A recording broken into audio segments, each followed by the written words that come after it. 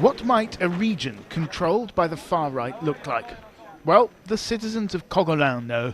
Just a few miles from Saint-Tropez, this little town voted in a Front National mayor last year. Très bien. Très bien, oui. Oui. Pourquoi?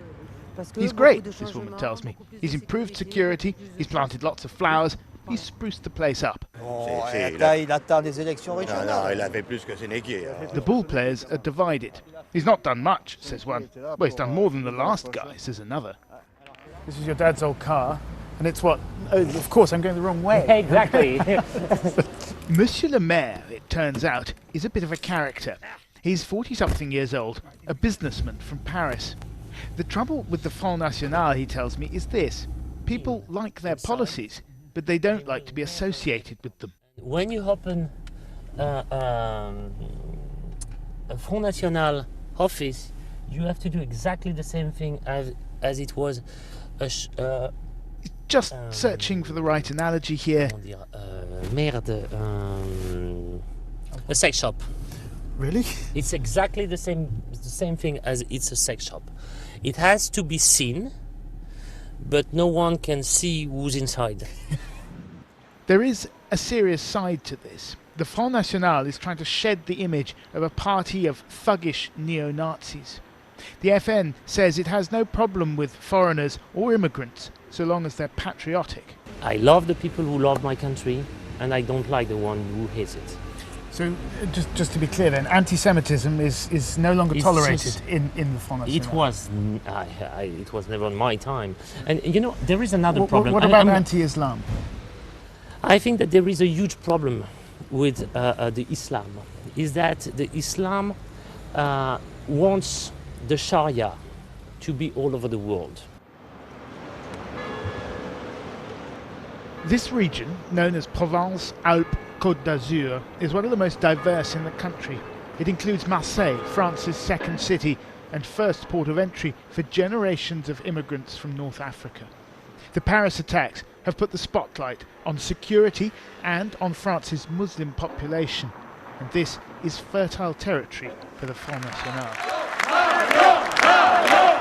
At their rallies, the faithful can sense victory within their grasp. Their candidate here in the south is the 25-year-old granddaughter of the party's founder, Jean-Marie Le Pen. She's projecting herself as a breath of fresh air in a politics dominated by an out-of-touch elite. Well, they're all cheering at France's mainstream politicians who are projected up on the big screen here. These people have come to see one person and one person alone. Marion Maréchal Le Pen. She's young, she looks good on TV, and she's on the verge of becoming a superstar of the far right. Parce que chez nous, on ne vit pas en djellaba. The speech is about French identity, about French pride. There are no skinheads in the audience, but virtually no non-white faces either. We know what we are, she tells the crowd, and we know what we are not. We're not an Islamic nation. She spoke of the terrible lessons of Paris, November 13th. Afterwards, I asked her what she thought that lesson was. La leçon, c'est que malheureusement, on a laissé aujourd'hui prospérer sur le territoire français l'islamisme, c'est-à-dire l'islam radical, qui a pris corps, si je peux dire, dans certains quartiers, certains territoires français, qui a notamment pris corps sur une immigration massive, une immigration qui s'est communautarisée et qui aujourd'hui, malheureusement, a fabriqué des Français qui ont pris les armes contre le pays qui les a accueillis.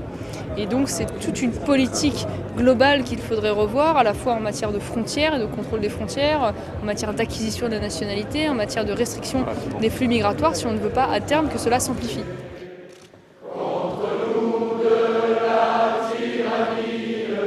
Opinion polls suggest the Front National's popularity has increased by between 4 and 7% nationally since the Paris attacks.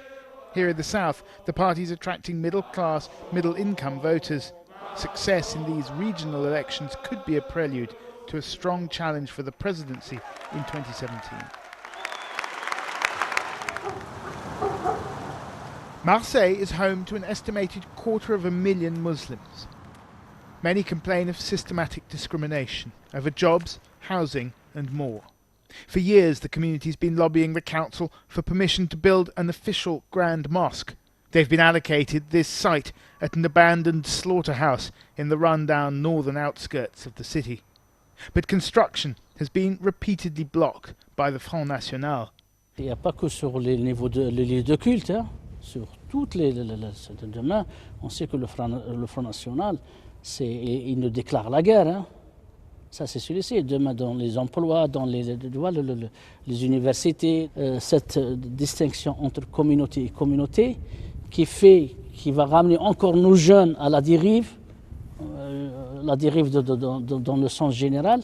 Et ça veut dire que c'est les portes ouvertes à tout. À tout, c'est quoi? À tout.